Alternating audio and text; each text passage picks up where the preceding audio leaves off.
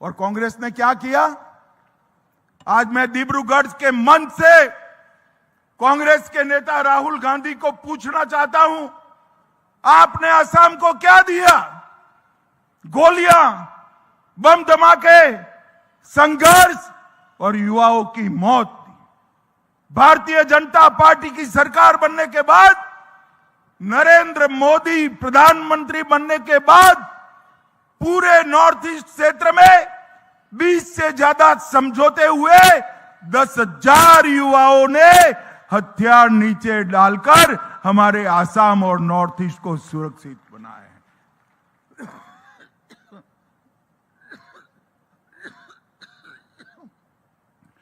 एक जमाने में यहां कर्फ्यू, बम धमाके, गोलियों की आवाज थी।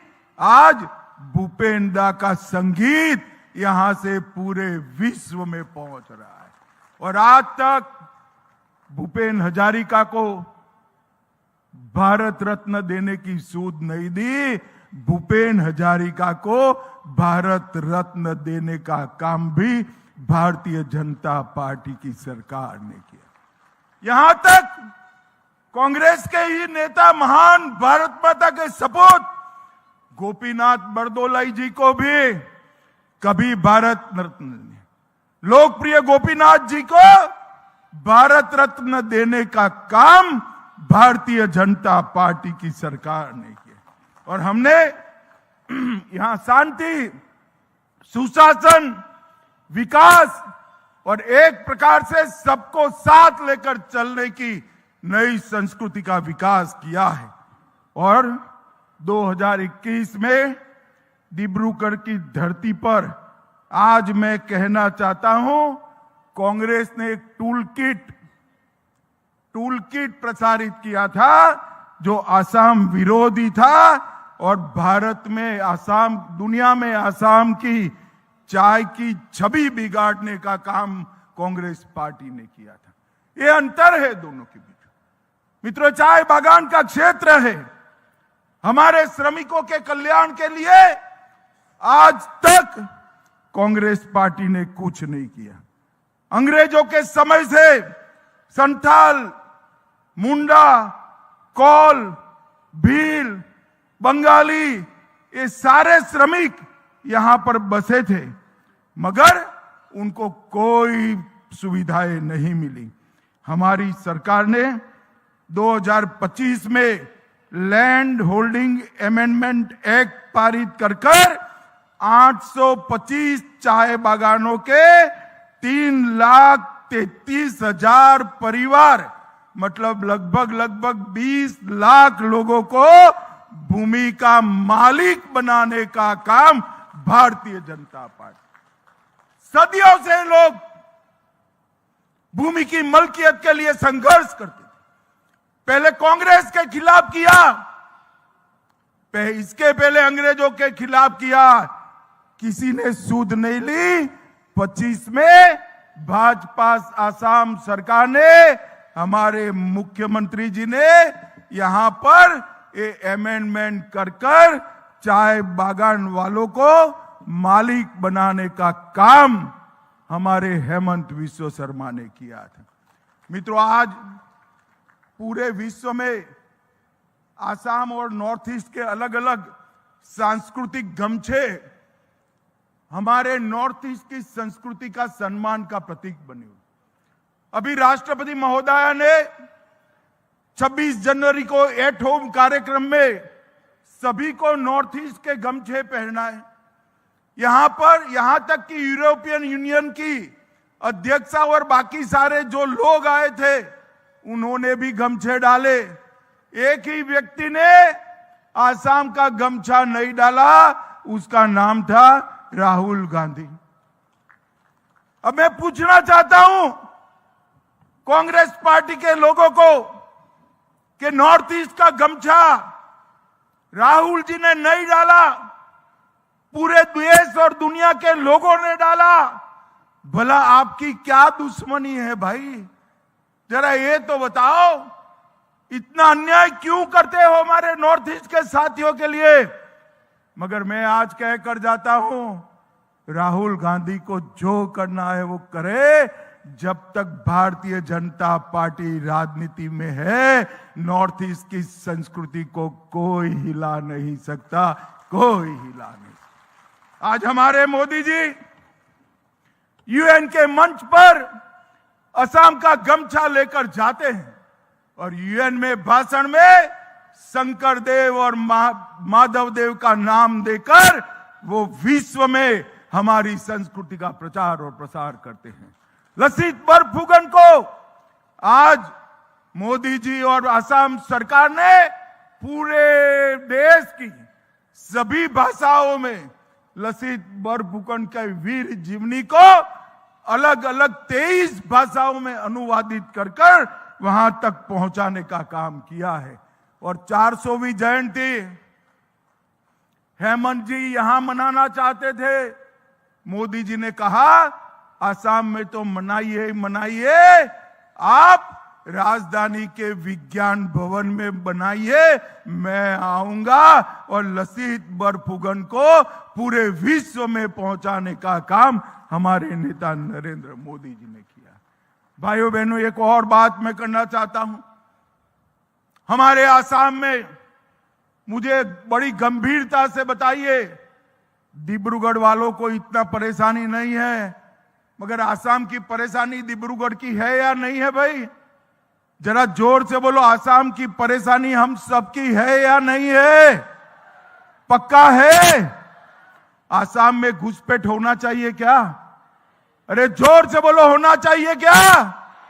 एक कांग्रेस पार्टी ने असम को घुसपैठ कर अपनी वोट बैंक की राजनीति से सत्ता प्राप्त करने का घुसपैठियों के माध्यम से एक हथियार बनाया था। मैं बधाई देना चाहता हूं भाजपा सरकार को, असम की और हमारे मुख्यमंत्री को कि ये डेमोग्राफी बदलने का सिलसिला उन्होंने बंद कर दिया।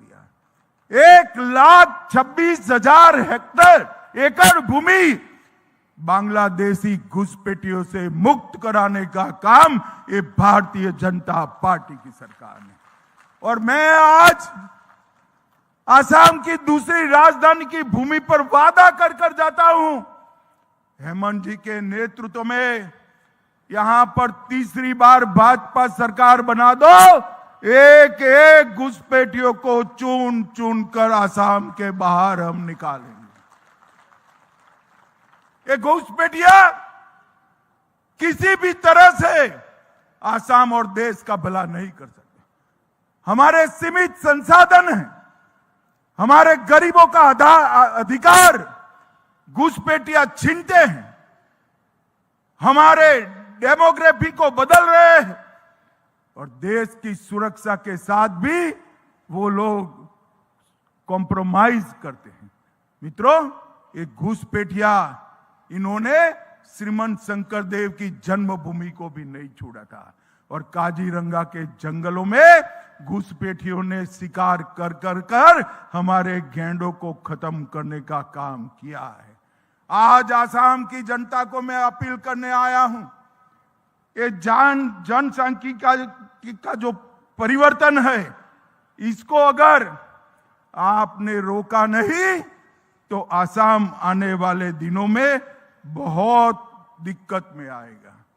और जनसांख्यिकी का परिवर्तन, घुसपैठियों को रोकने का काम केवल और केवल भारतीय जनता पार्टी कर सकती है और कोई नहीं कर। भाइयों बहनों, आसाम की सरहदें घुसपैठियों के लिए खुली थी। जब से नरेंद्र मोदी जी की सरकार बनी, पहले सर्बानंद सोनोवाल और फिर हेमंत विश्व शर्मा हमारे मुख्यमंत्री बने। मोदी जी और आसाम सरकार ने मिलकर घुसपैठियों को आसाम की सरहदों में आना बंद कर दिया है। अब घुसपैठ नहीं होती है आसाम में, परंतु जो आ गए हैं उनको भी बख्शना नहीं है। चुन चुन कर बाहर निकालने का काम ये भारतीय जनता पार्टी की सरकार। पिछले 5 वर्षों में हमने बहुत बड़ा आर्थिक सुधार भी किया है। आसाम की जीएसडीपी को 4.1 लाख से बढ़ाकर 7.2 लाख करोड़ तक ले गए हैं और आसाम के नागरिकों की आय में 50% की वृद्धि भारतीय जनता पार्टी की सरकार के समय में हुई है। मित्रों, अगर हमने शांति चाहिए, विकास चाहिए, शिक्षा चाहिए, इंडस्ट्री चाहिए, रोजगार चाहिए, समृद्ध खेती और पशुपालन चाहिए, तो एक ही विकल्प है भारतीय जनता पार्टी का। यहां पर शासन फिर से एक बार लाना पड़ेगा। डिब्रूगढ़ वालों, एक प्रकार से आज से आप आसाम की दूसरी राजधानी बने हो। मुझे जरा मन से बताना, अगले चुनाव में सबसे बड़ी बहुमत के साथ, अब तक की सबसे बड़ी बहुमत के साथ भाजपा को चुनकर लाओगे क्या? ऐसे नहीं चलेगा भाई, जरा जोर से बोलिए, भाजपा सरकार लाएंगे क्या? कमल निशान पर मोहर लगाएंगे क्या? असम को घुसपैठिया मुक्त करेंगे क्या? असम को बाढ़ मुक्त करेंगे क्या? असम को श्रीमंत शंकरदेव का असम बनाएंगे क्या? तो यही संकल्प के साथ दोनों हाथ उठाइए, उठाइए दोनों हाथ, विजय के संकल्प की मुट्ठी बींचे। असम विधानसभा के अध्यक्ष से बोलिए, श्रीमान विश्वजीत देमारी जी, श्री चंद्रमोहन पटवारी जी, श्री केशव महंता जी, श्री पवित्र मार्गरेट जी, श्री पीयूष हजारिका जी, श्री प्रशांत फुकन, यहां के ही विधायक और विद्युत मंत्री असम सरकार श्री प्रशांत फुकन जी, रामेश्वर तेली जी और हमारे संगठन के साथी डिब्रूगढ़ के जिला अध्यक्ष आदित्य गोस्वामी जी, तिनसुकिया के अध्यक्ष कुशाकांत बोरा जी और असम के महासचिव श्री ऋतुपर्णा बरुआ जी। और आज इस खुशनुमा माहौल में जहां तक नजर पड़े लोग ही लोग दिखाई रहे हैं। उपस्थित सभी मेरे डिब्रूगढ़ के भाइयों बहनों को मेरा प्रणाम, नमस्कार। सबसे पहले मैं आज चाय राजधानी डिब्रूगढ़ की जनता को बहुत बहुत मन से प्रणाम करने के लिए आया हूं। यही भूमि है डिब्रूगढ़ की जिससे असम की चाय की खुशबू पूरी दुनिया में पहुंचती है और भारत के चाय का जायका पूरे दुनिया लेती है। यही भूमि ने भारत को एक प्रकार से वैश्विक पहचान दी है और यहीं के चाय बागान के मेरे श्रमिक साथियों ने भारत के अर्थतंत्र को मजबूत कर एक बहुत बड़ी निर्यात की व्यवस्था देने का काम किया है। आज मैं यहां आया हूं तब सबसे पहले मां कामाख्या, श्रीमंत शंकरदेव, श्रीमंत माधव देव जी के चरणों में प्रणाम कर मेरी बात की शुरुआत करता हूं। आज महात्मा गांधी की पुण्यतिथि है। बापू ने पूरे देश को आंदोलित कर हमें स्वराज दिलाया था। आज मैं पुण्यात्मा महात्मा गांधी जी को भी प्रणाम करना चाहता हूं। भाइयों और बहनों, आज यहां पर लगभग 825 करोड़ की लागत से 5 परियोजनाओं का भूमि पूजन और उद्घाटन हुआ है। सबसे पहले मैं आसाम के मुख्यमंत्री श्री हेमंत बिस्वा शर्मा को डिब्रूगढ़ की जनता की ओर से बहुत बहुत बधाई देना चाहता हूं। इन्होंने 2025 में घोषणा की कि आसाम को हम समावेशी बनाएंगे,